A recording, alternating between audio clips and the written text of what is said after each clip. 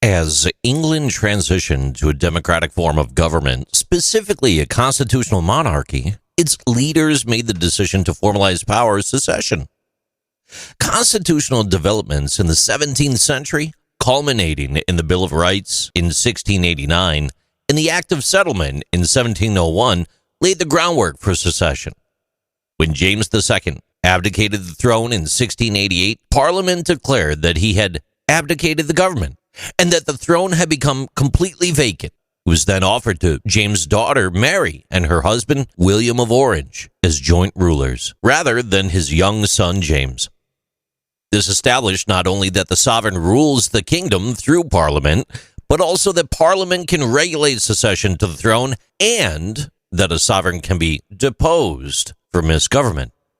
According to the act, only Protestant descendants of Princess Sophia, Electress of Hanover, and granddaughter of James I are eligible to succeed. Subsequent acts have reiterated this.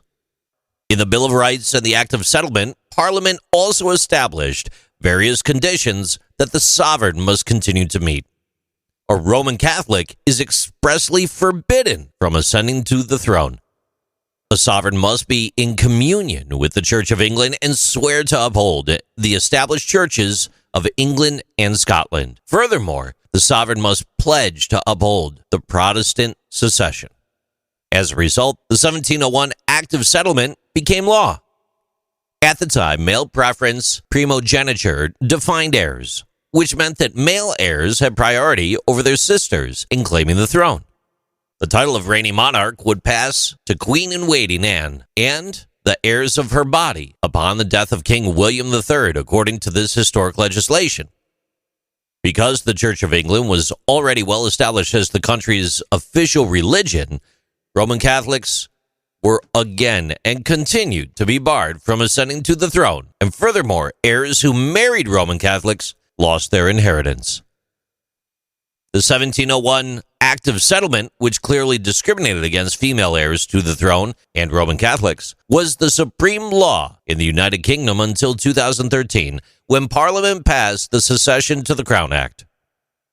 Parliamentary representatives from the 4 countries that comprised the United Kingdom agreed to amend the succession laws in order to eliminate the discriminatory nature of the original law. After consulting with the reigning monarch, Queen Elizabeth II, and her heirs, the Succession to the Crown Act of 2013 officially wound up repealing the system of male primogeniture.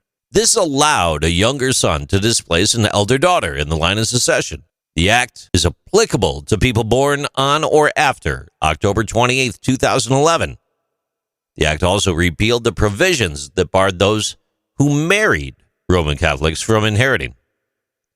The Succession to the Crown Act of 2013 also abolished the requirement for heirs outside the first 6 in line of succession to seek permission from the reigning monarch before marrying, and it established that an heir could still inherit the throne if they married a Roman Catholic. The new regulation went into effect on January 1st, 2015, and by March of 2015, the changes have been implemented all across all 16 realms. However, the official ban on Roman Catholic heirs inheriting the throne remains in place. Similar changes to succession laws were made in other constitutional monarchies much earlier. Absolute primogeniture, for example, has been used in Belgium since 1991, and for many years in the Netherlands and Sweden. Spain, on the other hand, maintains a male preference primogeniture system. These are interesting things with JC.